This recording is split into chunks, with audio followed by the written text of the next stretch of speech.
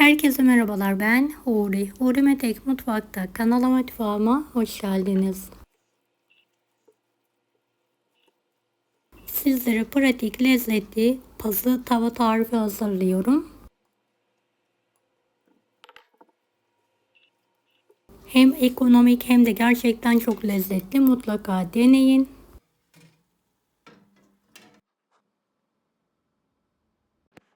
Ve tarifime hiç bekletmeden hemen başlıyorum.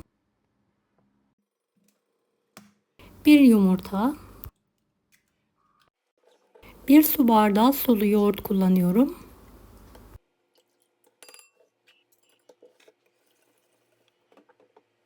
Yarım çay bardağı zeytinyağı. Karıştıralım.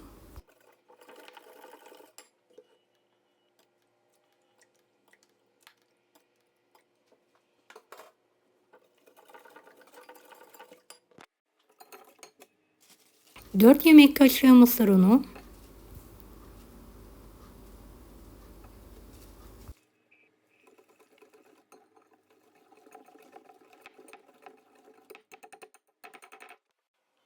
Bir adet havuç rendeleyelim.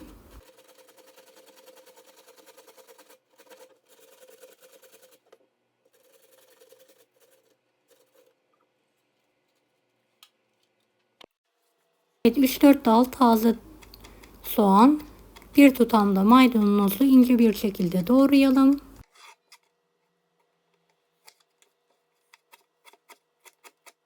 Beni hangi ülkeden veya şehirden izliyorsunuz merak ediyorum. Yoruma yazarsanız sevinirim.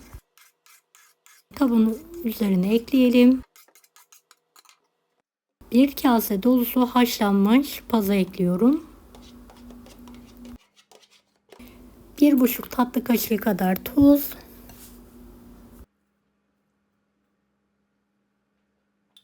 Yarım paket kabartma tozu ekleyelim.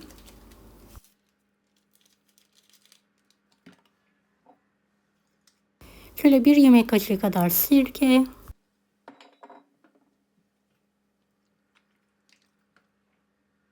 Elimizle tüm malzemeyi homojen olana kadar yoğuralım.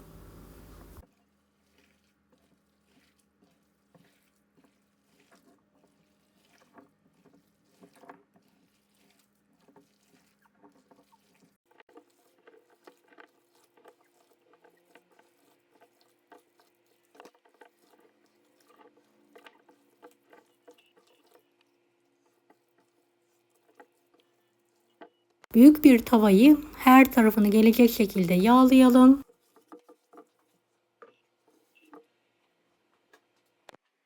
Hazırladığımız karışımı ince tabaka halinde tavaya dökerek yayalım.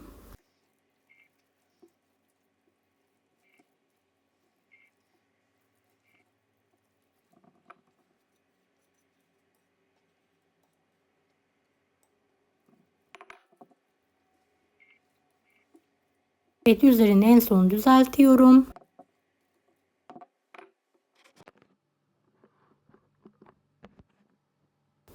Ocağın büyük gözünü orta kısmına alarak kapağını kapatarak kontrollü bir şekilde pişirmeye bırakıyorum.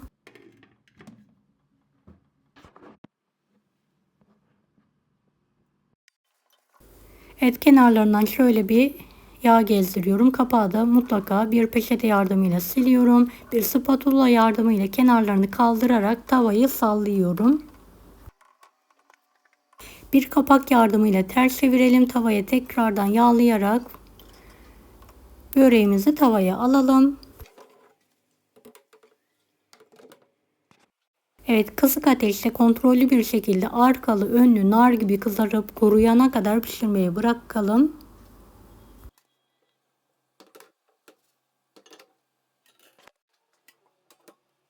Evet, tavanın hiç başından ayrılmadan döndüre döndüre pişirmeye devam ediyorum. En son servis tabağına alıyorum.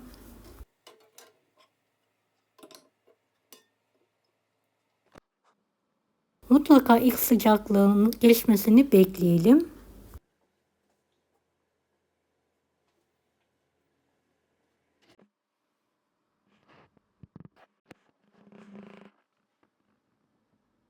Evet, benim vaktim olmadığı için sıcakken dilimliyorum.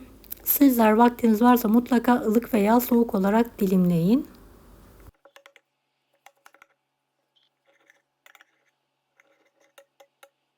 Evet, pazı tava tarifim yemeğe hazır. Deneyecek olan herkese şimdiden kolaylıklar dilerim. Allah'a emanet olun. Hoşça kalın.